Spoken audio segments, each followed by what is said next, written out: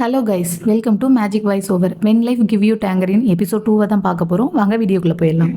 உங்கள் பையன் எனக்கு வேண்டாம் அப்படின்னு சொல்லி ஓடுறா. இப்போ அவன் வந்து அவங்க பாட்டியை தடுத்து, எதுக்கு பாட்டி அவங்க கடையில் இருக்க காய்கறிகளெல்லாம் நாசம் பண்ணுறீங்க அப்படின்னு சொல்கிறான். ஹீரோவோட அம்மா வந்து அதான் அவளே வேண்டான்னு சொல்லிட்டு போகிறாளே அப்படின்னு சொல்கிறாங்க. இப்போ வந்து அவளுக்கு வந்து இவன் ஷூ எடுத்துகிட்டு போகிறான். அப்போ சொல்கிறான், நீயும் நானும் வெவ்வேறையா?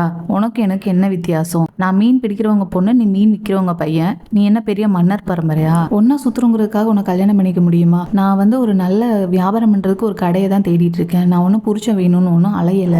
யாரு சொன்னாலும் நான் ஒன்றும் கல்யாணம் பண்ணிக்கிறதா இல்லை. தீவில் இருக்கிறவனை கல்யாணம் பண்ணுறதுக்கு நான் என்ன பைத்தியமா, இழிச்சவாயா? என்னோட எதிர்காலம் அந்த சோல்ல தான் இருக்கு அப்படிங்கிறான். அவன் சொல்கிறான், அது உங்கள் சித்தப்பா கடை அங்கே இருக்கே அதுவா அப்படின்னு கேட்குறான். இந்த பாலா போன கடல் எங்கள் அம்மா அப்பாவை மூழ்கிடுச்சு. இதை பார்த்தாலே எனக்கு ஆத்திரமா வருது. நான் சோல்ல போய் ஒரு நல்ல பணக்கார ஆம்பளைய கல்யாணம் பண்ணிப்பேன். அதுவும் தீவில் இருக்க யாரையும் கல்யாணம் பண்ணிக்கவே மாட்டேன். அதுவும் கவிதையே தெரியாது. உன்னை போய் கண்டிப்பாக கல்யாணம் பண்ணிக்கவே மாட்டேன். உனக்கு புரியுதா அப்படின்னு கத்துறா. வாய்க்கு போட்டு வந்துட்டியா? ஐயோ, உங்ககிட்ட பேசுறதுக்கு ஒரு சிலைகிட்ட போய் பேசிடலாம் அப்படின்னு சொல்லி அவ புலம்பிட்டு இருக்கா. நீ என் பேக்கெட்ல இருந்து கையெடு. சோல்ல இருந்து யாராவது வருவாங்க, போய் அவனை கல்யாணம் பண்ணிக்கோ அப்படின்னு சொல்றான். ஹீரோவோட அம்மாவும் பாட்டியும் அவங்க நடந்து போறதை பார்த்து பேசிட்டு இருக்காங்க. அப்ப பாட்டி சொல்றாங்க, உன் பையனை கிணத்துல போய் தள்ளி விடு.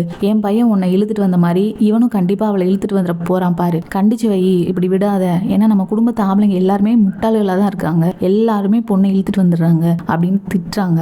அப்ப அவங்க அம்மா சொல்றாங்க, ஏன் அத்தை நீங்க இப்படி எல்லாம் பேசுறீங்க? அவங்கள அவங்க போக்குல விடுங்க. சின்ன பசங்க, நம்ம அப்படிலாம் ரொம்ப கண்டிக்க கூடாது. நம்ம மெதுவா பேசிதான் புரிய வைக்கணும். அது இல்லாம அவன் ஒன்னும் முட்டாளா இருந்தாலும் பிச்சைக்காரியெல்லாம் கூட்டிட்டு வர மாட்டான் அப்படின்னு அவங்க அம்மா சொல்றாங்க. இந்த மீன் எங்களுக்கு தானே கொண்டு வரேன்னு ஹீரோயினி கேட்டுட்டு இருக்கா. நான் வந்து உனக்கு நிறைய நன்றி கடன் பட்டிருக்கேன்.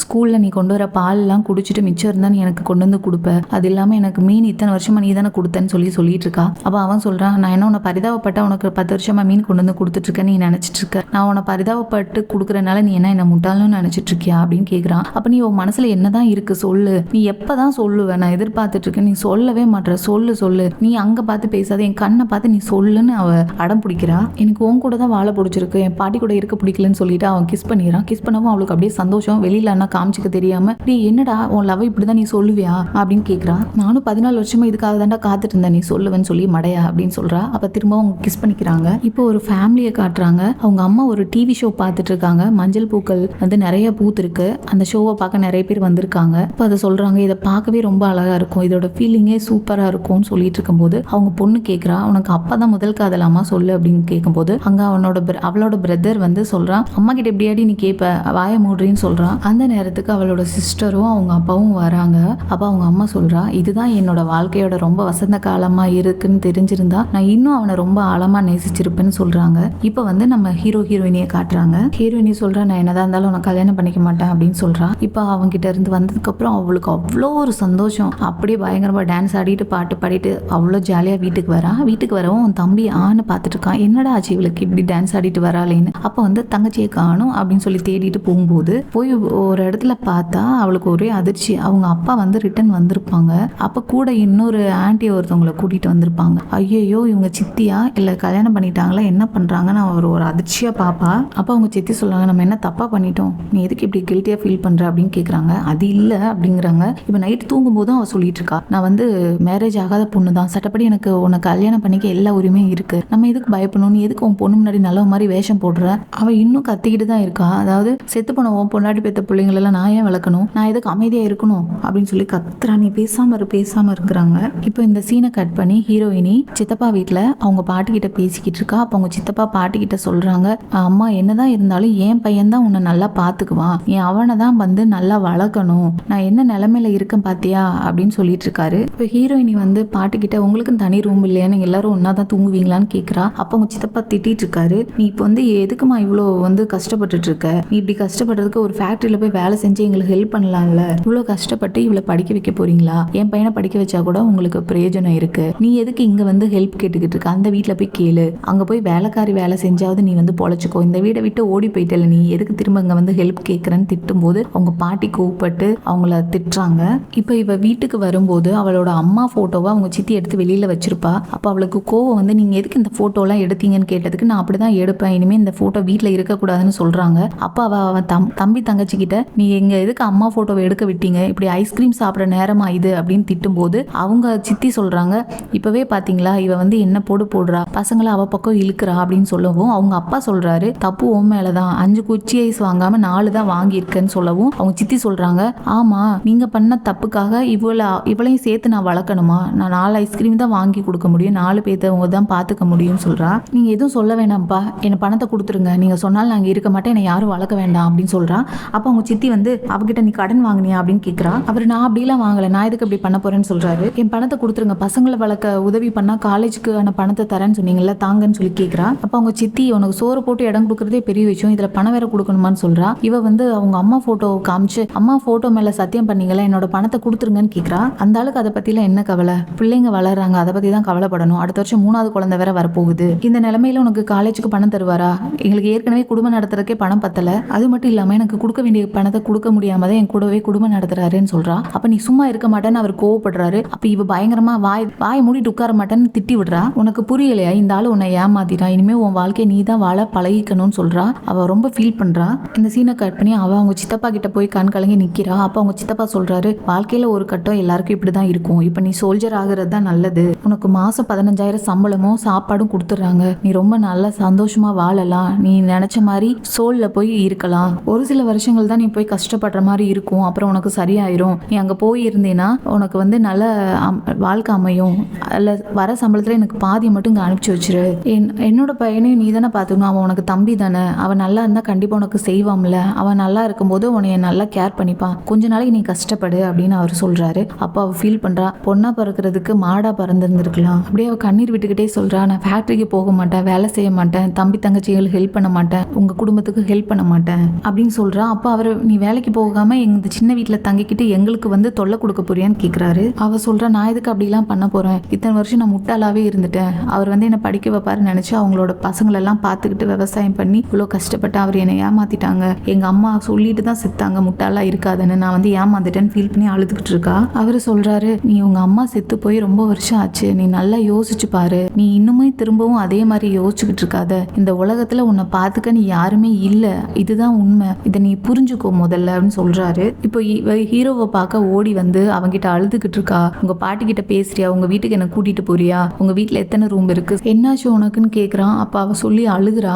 எங்க சித்தப்பா என்ன ஃபேக்டரியில போய் வேலை செய்ய சொல்றாரு, எங்க ஸ்டெப் ஃபாதர் வந்து அந்த ஸ்டெப் மதர் கூட சேர்ந்துக்கிட்டாங்க, அவங்க குடும்பத்துல வறுமையில ரொம்ப கஷ்டப்படுறாங்க, எனக்குன்னு யாருமே இல்லை, நான் அனாதையா நிக்கிறேன் தெருவில், எனக்கு உதவி செய்ய யாருமே இல்லை, எனக்கு இப்போதைக்கு இருக்கிற ஒரே ஆளு என் முன்னாடி இருக்க நீ மட்டும்தான் அப்படின்னு சொல்லி அழுதுகிட்டே இருக்கா. ஐயோ எனக்கு மட்டும் ஏன் இப்படி ஒரு நிலைமை, போய் போய் இந்த தீவுல இருக்க ஒருத்தனா, ஐயோ இவங்கிட்ட வந்து ஹெல்ப் கேட்டுக்கிட்டு இருக்கனே, நான் என்னெல்லாம் கனவு கண்டனே, இவன் சுத்தம் அடைய சாம்பிராணியாச்சே, ஓ கடவுளேன்னு சொல்லி அழுதுட்டு இருக்கும்போது அவன் வந்து இவர்ல சொல்லியிருப்பான்ல, உனக்கு கவிதையே தெரியாது, நான் வந்து பணக்கார மாப்பிள்ளைய தானே கல்யாணம் பண்ணிக்கணும்னு நினைச்சேன், கடைசியில உங்ககிட்ட வந்து நான் ஹெல்ப் கேட்கிறேன், என் நிலைமை எப்படி ஆயிடுச்சுன்னு சொல்லவும் இவன் வந்து கவிதைங்கிற பேர்ல ஏதோ பாட்டு பாடி பயங்கரமா கத்திக்கிட்டு இருக்கான். என்னோட கவிதை, என்னோட காலேஜ் படிப்பெல்லாம் நீ நிறைவேற்றியா அப்படின்னு சொல்லி அழுதுகிட்டே கேட்டுட்டு இருக்கா. நான் இதெல்லாம் பண்ணுவேன், உன்னோட ஆசையெல்லாம் நிறைவேற்றுவேன்னு அவன் சொல்றான். அவன் சொல்ற, ஐயோ நீ கேட்கறதெல்லாம் உன் காலடியில் கொண்டு வந்து தருவேன், நீ கேட்கறத விட உன்னை நான் நல்லா பார்த்துப்பேன், நீ சொல்லுடா மடையா, உன்னைய போய் நான் கல்யாணம் பண்ணிக்க போறேனே, சரியான தத்தியா இருக்கே, ஒண்ணுமே உனக்கு தெரிய மாட்டேங்குதேடா அப்படின்னு சொல்லி அழுதுகிட்டே பேசுறா. சரி நீ கேட்கறது எல்லாமே நான் செய்யறேன் அப்படின்னு சொல்றான். இப்போ இவங்க 2 பேரும் வீட்டை விட்டு ஓடி வராங்க. அவ ஓடி வரும்போது அவளோட சித்தியோட ட்ரெஸ்ஸு, அவளோட கிளிப்பு, ஹேர் கிளிப்பு, அவளோட ரிங்கு, ஜுவல்ஸ் எல்லாத்தையும் இவ எடுத்துட்டு வரா. அப்ப அவ தம்பி தங்கச்சியை பார்த்துட்டு கூட பாய் சொல்லி சத்தம் போடாதீங்கன்னு சொல்லிட்டு ஓடி வந்துடுறா. இவனும் வந்து அவங்க வீட்டுல இருந்து நகை எல்லாத்தையுமே எடுத்துட்டு வந்திருக்கான். இவங்க 2 பேரும் சேர்ந்து கொண்டு வந்ததெல்லாம் போட்டு வச்சுக்கிட்டு சொல்றாங்க. இப்போ அவன் சொல்றான், நீ ஃபீல் பண்ணாத, கடைசி வரைக்கும் உன்னை நான் பார்த்துப்பேன்னு சொல்றான். அப்போ அவ சொல்றா, டீ இருடா, நம்ம வந்து இங்க இப்போ ஒரு தடவை ஓடி போயிட்டோம் அப்படின்னா திரும்ப இங்க வரவே முடியாது, நமக்கு இதுக்கப்புறம் 2வது வாய்ப்பு கிடைக்காதுடா, இது நீ இது நான், நம்ம 2 பேரும் ஒன்னா சேர்ந்துட்டா நம்ம 2 பேரும் ஒன்னா தான் வாழ்ந்தாகணும், ஒன்னா தான் பிரச்சனையெல்லாம் ஃபேஸ் பண்ணி ஆகணும், நீ அதுக்கப்புறம் என்னை விட்டுட்டு போகவும் முடியாது, நம்ம வாழ்க்கை அப்படியே தான் நம்ம வாழ முடியும், உனக்கு பயமா இருந்தா நீ இங்கே இருந்துரு, வராத, நல்லா தெளிவா யோசிச்சு சொல்லுன்னு அவங்கிட்ட தெளிவா பேசிக்கிட்டு இருக்கா. அவன், நான் என் வாழ்க்கையில இவ்வளோ சந்தோஷமா இந்த நாள் மாதிரி இருந்ததே இல்லை அப்படின்னு சொல்லிட்டு அவளை கிஸ் பண்றான். அதாவது அவனுக்கு வந்து அவ கூட சேர்ந்து வாழ்றதா ரொம்ப பிடிக்கும், அதை தான் அவனும் சொல்றான். இப்போ இவங்க இந்த சீனை கட் பண்ணி இவங்க 2 பேரும் போட்ல போயிட்டு இருக்காங்க. அங்க வந்து டிக்கெட் இன்சார்ஜ் வந்து கேட்டுட்டு இருக்காங்க, ஐடி கார்டு கொடுங்க, ஐடி கார்டு கார்டு கொடுங்கன்னு. நீங்க 2 பேரும் மைனர் தானே, வீட விட ஓடி வந்துட்டீங்களா, இவளை எங்க இருந்துடா கூட்டிட்டு வந்த அப்படின்லாம் கேட்கும்போது இவ வந்து அப்படியே ரொம்ப மரியாதையா பேசுங்க, இப்படிலாம் நீங்க பேசாதீங்க அப்படின்னு மிரட்டுற மாதிரி பேசிட்டு இருக்கா. இந்த பொண்ணுக்கு எவ்வளவு திமிரு பாருங்க, எவ்வளவு தைரியம் பண்ணி பேசுற அப்படின்னு கேட்கவும், அப்ப நீங்க எங்களை வந்து கடல்ல தூக்கி போடுங்க, நாங்க ஐடி கார்டு கொடுக்கல, எங்களுக்கு கடல்ல தூக்கி போடுங்கன்னு சண்டைக்கு நிக்கிறா. உனக்கு என்ன இவ்வளவு தைரியமா இருக்கு, நீ என்ன பெரிய பணக்கார வீட்டு பொண்ணா, அரசியல்வாதி பொண்ணா அப்படின்னு கேக்குறாங்க. சொல்லுங்க யார் நீங்க, எங்க இருந்து வந்திருக்கீங்க சொல்லுங்கன்னு கேட்கவும், இல்ல நாங்க 2 பேரும் புருஷன் பொண்டாட்டி, மேஜர் ஆனா தான் கல்யாணம் பண்ணிக்க முடியுமா, மைனர் ஆனா கல்யாணம் பண்ணிக்க முடியாதா, என்னங்க வாங்க அப்படின்னு சொல்லி அவனையும் சேர்த்து கூப்பிட்டு போறா. இப்ப இந்த சீனை கட் பண்ணி அவங்க 2 பேரும் அடகு கடையில தான் இருக்காங்க. எங்களுக்கு வந்து இதை வச்சுட்டு பணம் கொடுங்கன்னு கேக்குறாங்க. அப்ப அவங்க நம்ப மாட்டாங்க. நீங்க யார், எங்க இருந்து வரீங்க, உங்க ஐடி கார்டு கொடுங்கன்னு கேக்குறாங்க. நீங்க என்ன கஸ்டமர் கிட்ட இவ்வளவு கரரா பிஹேவ் பண்றீங்க, இப்படிதான் பண்ணுவீங்களா அப்படின்னு ஹீரோயினி கத்துறா. அப்ப அவங்க சொல்றாங்க, இல்ல உங்களை பார்த்தா எனக்கு சந்தேகமா இருக்கு, உன் வயசு என்னன்னு கேக்குறாங்க ஹீரோயினி கிட்ட. அப்ப அவ வந்து வயசு சொல்லும் போது, இல்லையே உன் ஃபேஸுக்கும் வயசுக்கும் சம்மந்தமே இல்லையே, ஐடி கார்டு கொடுன்னு அப்படின்னு திரும்பவும் கேக்குறாங்க. இல்ல நாங்க வந்து லவ்வர்ஸ், வீட்டை விட்டு ஓடி வந்துட்டோம் அப்படின்னு ஹீரோ சொல்றான். இது எல்லாமே எங்க பாட்டியோட நகை தான் அப்படின்னு சொல்லிடுறாங்க. அவங்க என்னதான் இருந்தாலும் ஐடி கார்டு கொடுக்காம எதுவுமே கொடுக்குற மாதிரி இல்ல. அதனால இவங்க 2 பேரும் வந்து பக்கத்துல ஒரு லாட்ஜில் போயிட்டு கேட்குறாங்க, இந்த கோல்டு ரிங்கை வச்சுட்டு ரூம் கொடுக்க முடியுமா அப்படின்னு கேட்குறாங்க. அந்த லாட்ஜ் ஹஸ்பண்ட் அண்ட் ஒய்ஃப் வந்து நடத்திட்டு இருக்காங்க. அவர் வந்து கொடுக்க மாட்டேங்கிறாரு, யோசிக்கிறாரு. அந்த டைம்ல அவங்க ஒய்ஃப் வந்து, எங்க புதுசாக கல்யாணம் பண்ணவங்க மாதிரி இருக்காங்க, ரூம் கொடுங்க, அவங்களுக்கு ஹெல்ப் பண்ணுங்க, நீங்க புதுசாக கல்யாணம் பண்ணியிருக்கீங்களா, ஹனிமூனுக்கு வந்திருக்கீங்களா அப்படின்னு சொல்லி அவங்க கிட்ட ரொம்ப நல்லவங்களா பேசி ரூம் கீ கொடுக்குறாங்க அந்த ரிங்கை வாங்கிட்டு. இப்போ இவங்க 2 ரூம்ல பேசிட்டு இருக்காங்க. உனக்கு உன் பாட்டியை நினைச்சா பயமா இருக்கான்னு கேட்குறா. எனக்கு ஒன்றும் என் பாட்டியை பார்த்து பயம் இல்லை, ஒன்றை திட்டுவாங்கன்னு தான் எனக்கு கொஞ்சம் பயமா இருந்ததுன்னு சொல்றான். அப்போ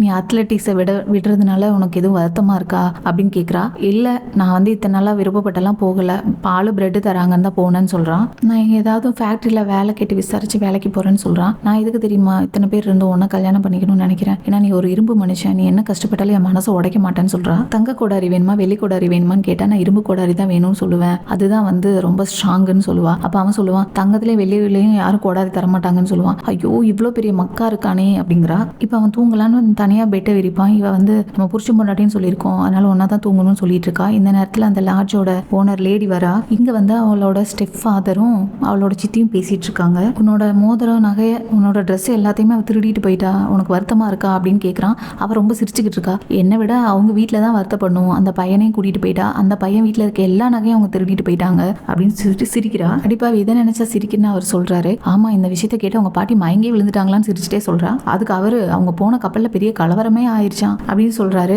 அதுக்கு அவங்க இருந்துட்டு, என்னதான் இருந்தாலும் அவ ரொம்ப ரொமான்டிக்கான பொண்ணு, காதலுக்காக வீட்டு விட்டே ஓடிட்டா அப்படின்னு சொல்றாங்க. அதுக்கு இவர் இருந்துட்டு, காதெல்லாம் வந்து ஒன்றும் சோறு போடாதுன்னு சொல்றாரு. இப்போ அவ சொல்றா, என்னதான் அவங்க பட்னி கிடந்தாலும் தரையில ஒன்னா உட்காந்துட்டு இந்த மாதிரி பழத்தை சுட்டு சாப்பிட்டா கூட அவங்க சந்தோஷமா தான் இருப்பாங்கன்னு சொல்றா. அப்ப அவன் கேட்கறான், நம்ம இந்த மாதிரி பழம் சாப்பிட்டதே இல்லையே, நீ யாரை சொல்றன்னு கேட்கறான். நீ வாயை மூடிட்டுன்னு அவ சொல்றா. அந்த நேரத்துக்கு ஹீரோவோட அம்மா வரா. அவ ஓடி போகும்போது என்ன ட்ரெஸ் போட்டிருந்தா, என்னென்னலாம் எடுத்துட்டு போயிருந்தா, எல்லா தகவலையும் எனக்கு எழுதி கொடுங்க அப்படின்னு சொல்றா. எனக்கு என்ன தெரியும், நான் தூங்கி இருந்தேன் அவ போகும்போதுன்னு அவங்க சித்தி சொல்றா. எழுதி கொடுங்க, நான் போய் கம்ப்ளைண்ட் கொடுக்கணும்னு அவங்க அம்மா கேட்டுட்டு இருக்கா. இப்போ வந்து அந்த சீனை கட் பண்ணி அந்த லேடி வந்து அவங்க 2 பேத்துக்கும் ஃபுட்டு கொண்டு வந்து போயிருக்காங்க. நீங்க வந்து இதுக்கெல்லாம் காசு கொடுக்கணும்னு அவசியம் இல்லை, நீங்க ரொம்ப பசியில் இருப்பீங்கன்னு எனக்கு தெரியும், இந்த சிட்டிலேயே வந்து இதுதான் ரொம்ப பெஸ்ட் ஃபுட்டு, நீங்க நல்லா சாப்பிடுங்க, நல்லா ஓய்விடுங்க, உங்களுக்கு வந்து இது ஃபர்ஸ்ட் நைட்டு நினைக்கிறேன், நீங்க ஹனிமூனுக்காக வந்திருக்கிறீங்க, ரொம்ப ஜாலியாக என்ஜாய் பண்ணுங்க அப்படிலாம் சொல்லிட்டு இருக்கா நல்லவ மாதிரி. இந்த பக்கம் ஹீரோவோட அம்மா அவனை தேடி கிளம்பி சிட்டிக்கு வந்துகிட்டு இருக்கா. இப்போ இவ தூக்கத்துலேருந்து கண் விழிக்கும் போது ஹீரோ எங்கேயோ போயிட்டு வரான். ரூம் எல்லாம் சுத்தமாக தானே இருக்குன்னு இவ கேட்குறா. அப்போ அவன் வந்து தயங்கி பர்ஸை வந்து மறைச்சு வச்சுட்டு சுத்தமாக தான் இருக்குன்னு சொல்றான். அந்த ஃபேன் எதுக்கு உடஞ்சு தொங்குதுன்னு கேட்குறா. அது என்னன்னு தெரியலையே, இது வேற நம்ம கணக்கில் எழுதிடுவாங்களான்னு தெரியலையேன்னு அவன் சொல்றான். அப்படிலாம் அவங்க எழுத மாட்டாங்க, ரொம்ப நல்லவங்கன்னு அவ சொல்றா. அந்த நேரத்துக்கு கதவுக்குள்ள அடியில் ஒரு பில்லு போடுறாங்க, நேற்று நைட்டு ஃபுட்டு சாப்பிட்டதுக்கு. ஹீரோ சொல்றான், ஐயோ நைட்டு காசு வேண்டான்னு சொன்னாங்க, இப்போ பில் அனுப்பிச்சிருக்காங்க அப்படிங்கிறான். இப்போ இந்த நேரத்தில் இவ பெட்டு கடையிலேருந்து ஒரு ஊக்க தூக்கி வீசுறா. இவன் போய் தேடிக்கிட்டு இருக்கான், எங்க நம்மளோட திங்ஸ் எல்லாம் காணுமே எதுவுமே அப்படின்னு. இவங்க 2 பேரும் சேர்ந்து அந்த லாட்ஜ் ஓனர் கிட்ட போய் கம்ப்ளைண்ட் பண்ணிட்டு இருக்காங்க. எங்களோட சூட்கேஸை காணும், வேற யாராவது வந்து எங்க ரூம்ல திருடிட்டு போனாங்களான்னு பாருங்க, இல்ல வேற யாராவது கஸ்டமர்ஸ் கிட்ட இருக்கான்னு கால் பண்ணி கேளுங்க, எங்களுக்கு ஹெல்ப் பண்ணுங்க, எங்களுக்கு சூட்கேஸ் வேணும் அப்படின்னு அவங்க பேசிட்டு இருக்காங்க. இங்க வந்து நீங்க தேவையில்லாம பிரச்சனை பண்ணாதீங்க, நீங்க ஃபர்ஸ்ட் ஃபேன் உடைச்சதுக்கான காசு கொடுங்க, அது எல்லாமே நீங்க தான் கொடுக்கணும், ஃபுட்டு காசு கொடுங்கன்னு சொல்லி அவர் கேட்டுட்டு இருக்காங்க. அந்த நேரத்துக்கு அந்த லேடி வந்துட்டு, நீங்க வரும்போது சூட்கேஸ்லாம் கொண்டு வரலையே அப்படிங்கிறாங்க. நீங்க 2 பேரும் கையில சூட்கேஸ் கொண்டு வரல அப்படின்னு சொல்லிட்டு அவங்க பாப்பா கிட்ட போயிட்டு, பாப்பா இவங்க 2 பேர் வரும்போது சூட்கேஸ் கொண்டு வந்தாங்களா அப்படின்னு கேட்கறா. இல்ல அப்படிங்கிறாங்க. ஐயோ கடவுளே அப்படிங்கிறாங்க. இப்போ வந்து அந்த இந்த பாருங்க இந்த ஊக்கு கூட எங்க ரூம்ல தான் கிடந்தது, அப்ப நாங்க தூங்கும்போது யாரோ வந்து தெரியாம எடுத்துட்டு போயிருக்காங்க அப்படின்னு சொல்றா. அப்ப நாங்க தான் திருடணும்னு சொல்றீங்களான்னு அவர் சொல்றாரு. அப்ப அவங்க ஒய்ஃப் சொல்றாங்க, எங்க போலீஸ்க்கு ஃபோன் பண்ணலாமாங்க, அந்த மாதிரி வந்து புதுசாக கல்யாணம் பண்ணவங்க வந்து எங்க ரூம்ல தங்கியிருந்தாங்க, அவங்க திங்ஸை காணும்னு சொல்லி கேட்கறா. அப்போ இவங்க 2 பேரும் பயந்துகிட்டு பதட்டப்பட்டு என்ன பேசுன்னு தெரியாம இருக்காங்க. இந்த சீனை கட் பண்ணி அவங்க அம்மா வந்து ஹீரோட அம்மா வந்து போலீஸ்ல கம்ப்ளைண்ட் பண்ணி அடையாளம் சொல்றாங்க. ஏமா டீடைல்ஸ் சரியா சொல்லுங்கம்மா, எப்படிமா நாங்க இதை மட்டும் வச்சு கண்டுபிடிக்கிறது அப்படின்னு அவங்க கேட்டுட்டு இருக்காங்க. அப்போ அவங்க அம்மா அவங்க பாட்டிக்கிட்ட ஃபோனில் சொல்லிக்கிட்டு இருக்கா, நான் வந்து போலீஸில் கம்ப்ளைண்ட் கொடுத்துருக்கேன்னு சொல்லி பேசிட்டு இருக்கா. இந்த சீனை கட் பண்ணி அந்த லாட்ஜோட ஓனர் அந்த லேடி வந்து பேசுகிறாங்க, என்னை பார்த்தா முட்டாள் மாதிரி இருக்கா, நாங்கள் எந்த லக்கேஜும் கொண்டு வராமல் இருந்ததுனால எங்களை சும்மா நம்பி தான் எங்களுக்கு ஃபுட்டெல்லாம் கொடுத்தீங்களா சும்மா அப்படின்னு அவள் கேட்குறா. இல்லை இது சரிப்பட்டு வராது, நான் போய் யோஜன்லேருந்து வந்திருக்காங்கன்னு சொல்லி நான் போய் போலீஸில் கம்ப்ளைண்ட் கொடுக்குறேன் அப்படின்னு சொல்லி அவன் சொல்லுவான். சொல்லவும் இவங்களுக்கு கோவம் வந்துடும். நாங்கள் அங்கேருந்து தான் வரோம்னு உங்களுக்கு எப்படி தெரியும், சொல்லுங்கள் உங்களுக்கு எப்படி தெரியும் நாங்கள் எங்கேருந்து வந்திருக்கோன்னு அப்படின்னு சண்டை போடுறாங்க 2 பேரும். இப்போ போலீஸ் வந்துடுவாங்க, நீங்கள் அவங்க கிட்ட கேளுங்க அப்படின்னு அவன் சொல்கிறான். அப்போ சொல்லவும் இல்லை நீங்கள் உங்களுக்கு எங்களோட திங்ஸ் எல்லாமே நீங்கள் தான் திருட்டி வச்சிருக்கீங்க, உங்ககிட்ட தான் எல்லாமே இருக்குன்னு அவங்க 2 சண்டை போடுறாங்க. அப்போ அவங்க ஒய்ஃப் வந்து மாட்டு மூளை மாட்டிக்கிட்டியா அப்படின்னு சொல்கிறாங்க. அப்போ அவங்க கன்ஃபார்ம் அவங்க தான் திருட்டிருக்காங்க தெரிஞ்சு போச்சு. ஹீரோயினி அழுகிறா, எங்க ஐயோ என் சூட் கேஸ் எங்கள் அம்மாவோட ஒரே ஃபோட்டோ அதில் தான் இருக்குது, என் சூட் கேஸ் கொடுத்துருங்க தயவு செஞ்சுன்னு அழுகிறா. ஹீரோ சொல்கிறேன், எங்கள் 2 பேருக்கு சர குத்தி கொடுத்து எங்களை தூங்க வச்சு எங்கள் ரூமில் இருக்க எல்லாத்தையும் திருடிட்டீங்க அப்படின்னு சொல்கிறான். இங்கே பாருங்க இந்த டவல் எல்லாமே நீங்கள் எங்களோடது தான், அதெல்லாம் திருடி நீங்கள் தான் வச்சிருக்கிறீங்கன்னு அவள் சொல்கிறா. அப்போ அவங்க ரூமில் லாட்ஜ் ஓனர் அந்த லேடி கேட்குறா, ஏதாச்சும் ஆதாரம் இருக்கா, ஆதாரம் கொடு, ஆதாரம் இருந்தால் பேசு, இல்லைன்னா இங்கேருந்து கிளம்பி, இல்லைன்னா அவங்க 2 எங்கேயா நான் வித்துருவேன் அப்படின்னு மிரட்டுறா. இப்போ எங்கள் 2 பேர் வந்து ரோட்டில் உட்காந்து அழுதுகிட்டு இருக்காங்க. ஐயோ எங்கள் அம்மாவோட ஒரே ஃபோட்டோ அதில் தான் இருந்தது, அது போயிடுச்சு, உங்கள் பாட்டியோட தங்க தவளை எல்லாமே அதில் தான் இருக்கே, நம்ம என்ன பண்ணுவோம், எல்லாத்தையும் இழந்துட்டுமே, என்ன பண்ணுறதுன்னு தெரியல, நான் இது மாதிரி தான் கதையில் நடக்கிற மாதிரியே நடக்குதே, இப்படி தான் ஒரு சூனியக்காரி சாப்பாடு கொடுத்து அந்த பசங்க கிட்ட இருக்க எல்லாத்தையுமே பிடுங்கிக்குவா, அது மாதிரியே நடக்குதுன்னு சொல்லி புலம்பிவா. அப்போ நான் அந்த கதையை படிச்சதில்லை அப்படின்னு அவன் சொல்கிறான். அப்போ இவர் வந்துட்டு இந்த கதை உனக்கு தெரியாதா அப்படின்னு கேட்குறா. அந்த கதையை படிக்கும்போது அந்த பசங்க எவ்வளோ முட்டாளாக இருக்கிறாங்க, சூனியக்காரி சாப்பாடு வாங்கி இப்படி ஏமாந்துறாங்கன்னு நினச்சா நானும் இப்படி ஏமாந்துட்டேனே, ஐயோ கதைகள் நடக்கிற மாதிரியே இருக்கேன்னு சொல்லி அழுகிறா. அப்போ அந்த என்னாச்சு அந்த கதையில், அந்த பசங்க என்ன பண்ணாங்க அந்த சூனியக்காரி அப்படின்னு அவன் கேட்குறான். அப்போ இல்லை சூனியக்காரியை கொண்டுட்டாங்க அப்படின்னு சொல்லி அழுதுகிட்டு இருக்கா. அந்த பசங்க ரொம்ப அறிவாளி பசங்க, அந்த சூனியக்காரியை கொண்டுட்டு அவகிட்ட அந்த தங்கம் வெள்ளி எல்லாத்தையுமே எடுத்துட்டாங்க, ரொம்ப நல்ல பசங்க அப்படின்னு சொல்லிட்டு அப்பதான் அவளுக்கு ஒரு ஐடியா தோணுது. அப்பதான் எட்டி பார்க்குறா, அந்த லாட்ஜுக்கு புதுசாக ஒரு கஸ்டமர் உள்ள போய்கிட்டு இருக்காங்க. அதே மாதிரி அந்த லேடி போய் அந்த கஸ்டமர்கிட்ட ட்ரிங்க்ஸ் ஃபுட் எல்லாம் கொடுத்து அவங்க கிட்ட நேற்று பேசுன மாதிரி இவளையும் கரெக்ட் பண்ணிக்கிட்டு இருக்கா. அப்போ அந்த லேடி இந்த ஃபேனுக்கு என்னாச்சுன்னு கேட்குறாங்க. இந்த ரூம்ல நேற்று 2 முட்டாள் பசங்க வந்து தங்குனாங்க, அவங்க இப்படி உடைச்சிட்டாங்க அப்படின்னு சொல்லிட்டு இருக்கா. இந்த நேரத்தில் இவங்க 2 பேரும் வந்து செவரேறி குதிச்சு உள்ள வந்துகிட்டு இருக்காங்க. இவங்க 2 பேரும் போய் அந்த கஸ்டமர்கிட்ட சொல்லிட்டு இருக்காங்க, நேற்று நாங்கள் தான் இந்த ரூம்ல தங்கணும், இவங்க இப்படிதான் வந்து சாப்பாடெல்லாம் கொடுத்து நம்மளை தூங்க வச்சு ரூம்ல இருக்கிறதெல்லாம் திருடிடுவாங்க, ஏமாந்துடாதீங்க, என்னன்னாலும் ரூம் லைட்டை மட்டும் ஆஃப் பண்ணிடாதீங்கன்னு சொல்றாங்க. அப்போ வந்து இவங்க 2 பேரும் கீழே இருந்து பார்த்துட்டு இருக்காங்க. இந்த ரூம்ல லைட் எரிஞ்சிட்டே இருக்கு, என்னாச்சு இவளுக்கு ரூம் லைட் ஆஃப் பண்ணவே மாட்டாளே, நம்ம எப்படி போய் திருடுறதுன்னு பார்த்துட்டு ஐயோ போதும்பா இதுக்கு மேலே டயர்டாக இருக்கு தூங்கும், இன்னைக்கு நமக்கு அதிர்ஷ்டம் இல்லைன்னு சொல்லி லைட் ஆஃப் பண்ணிட்டு படுத்துறாங்க. இப்போ இவங்க 2 பேரும் அங்கே இருந்த ஃபுட்டை சாப்பிட்டுட்டு பேசுறாங்க. அங்கே போய் எங்கள் அம்மாவோட ஃபோட்டோ எடுக்கணும், நம்மளோட நகை எல்லாத்தையும் எடுக்கணும், திங்ஸ் எல்லாத்தையும் எடுக்கணும், எதுவுமே கிடைக்காத பட்சத்துக்கு அவங்களோட பணப்பெட்டியாவது நம்ம தூக்கிட்டு ஓடிடணும் பிளான் பண்ணுறாங்க. இப்போ பிளான் பண்ண மாதிரியே இவங்க 2 பேரும் உள்ள சேர்ந்து போய் திருடி அவங்களோட திங்ஸ் எல்லாம் பார்க்குறாங்க. இல்லை அப்போ அவங்க பணப்பெட்டியை போய் அவன் ஹீரோ எடுத்துட்டு வந்துடுறான். எடுத்துட்டு வந்துட்டு 2 பேரும் வெளியில் போகலான்னு போகும்போது ஹீரோயினி சும்மா இல்லாமல் அந்த தூங்குற குழந்தை வந்து இவளோட கிளிப்பை போட்டிருக்கோம் தலையில, அதை போய் இழுப்பா பாருங்க, அவ ஒரு கத்துவா. உடனே இவங்க 2 பேரும் முழிச்சு அவங்க 2 துரத்தி ஓடுவாங்க. இப்போ ஹீரோயினியை வந்து அந்த லேடி பிடிச்சி வச்சுக்கிட்டு பணப்பெட்டியை குடுறான்னு மிரட்டிக்கிட்டு இருப்பா. நீ அப்படியே ஓடிட்டு பணப்பெட்டியை கொண்டு போயிட்டு அங்க கொடுக்காதன்னு அவ சொல்றா. அவன் வந்து போகாம ஒரு நிமிஷம் யோசிக்கிறான். இந்த எபிசோட இதோட முடிக்கிறாங்க. நம்ம அடுத்த எபிசோட்ல சந்திக்கலாம். உங்களுக்கு இந்த வீடியோ பிடிச்சிருந்தா லைக் பண்ணுங்க, சப்ஸ்கிரைப் பண்ணுங்க. Thank you friends.